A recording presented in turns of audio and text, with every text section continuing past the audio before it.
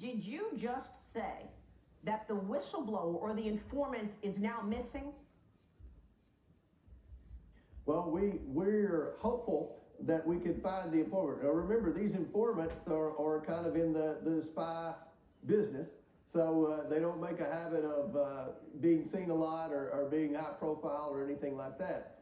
We have basic information with respect to what the informant has alleged, and it's very serious. It alleges that Joe Biden, when he was vice president, was involved in a quid pro quo with a foreign country in exchange for foreign aid. This is a very serious accusation. All the FBI has to do is say, yeah, we looked into it and it wasn't a credible informant. But they won't answer our questions. Are there whistleblowers or informants missing right now?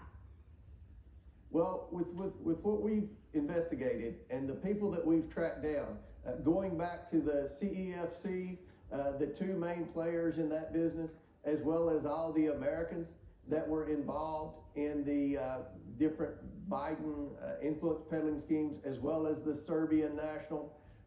The 9 of the 10 people that we've identified that have very good knowledge with respect to the Bidens, they're one of 3 things, Maria. They're either currently in court, they're currently in jail, or they're currently missing.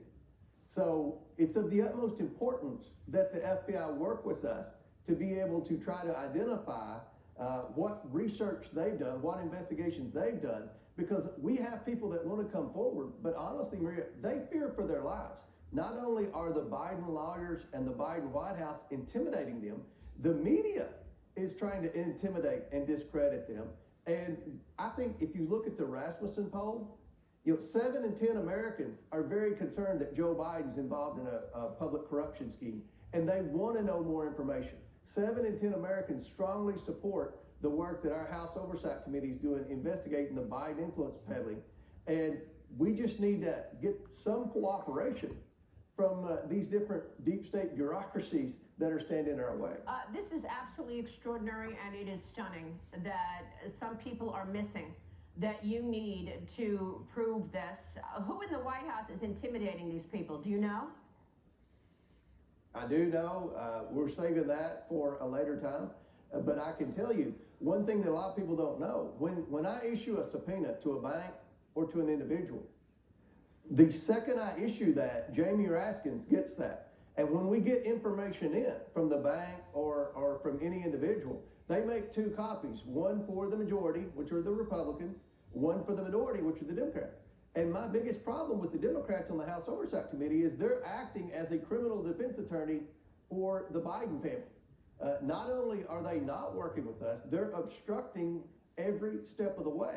So the hurdles that our committee is having to overcome with the Democrats on the committee, with the Biden big dollar criminal defense attorneys, with the power of the White House, with the Department of Justice, with the FBI, there are a lot of obstacles. But I think what we produced this week, this 38-page memorandum, was pretty solid evidence that we've been able to accumulate, showing that Joe Biden lied when he said his family never took money from China, showing that the media got it wrong when they said none of these payments were ever made while Joe Biden was in office, and then naming 9 Biden family members that received money. None of this was ever known before. So we presented the media with something they weren't used to, especially when Adam Schiff was leading the investigations. We produced evidence. Yes, we know that, and we are trying to understand who specifically is intimidating these people and why are they missing. What are you going to do at this point? If the FBI says we're not going to give you that document and you actually subpoenaed it, what is your next step? What can you do? Well, we're going to end up in court, and I think we have a very compelling case in court to be able to win. But that's the strategy from day one with these Biden attorneys. You look at even when the January 6th committee, which I don't consider a legitimate committee, but they had subpoena power. They subpoenaed a lot of people, and it ended up in court. And you know how slow the wheels of justice turn in America. So we're going to end up in court. It's just very frustrating, very disappointing that we're going to have to spend taxpayer dollars in court to get information that we shouldn't have any trouble in the world getting from our government. Yeah, is there anything you can do to move this along quicker? You're going to have to file We're going to suit move it soon, along as right? quick as we can. Yeah, well, that's the judicial branch of government. We're the legislative branch. We're taking the executive branch to the judicial branch to try to get information that we should have already received. Just stunning. A stunning breaking news story this morning that some of these people now may be missing.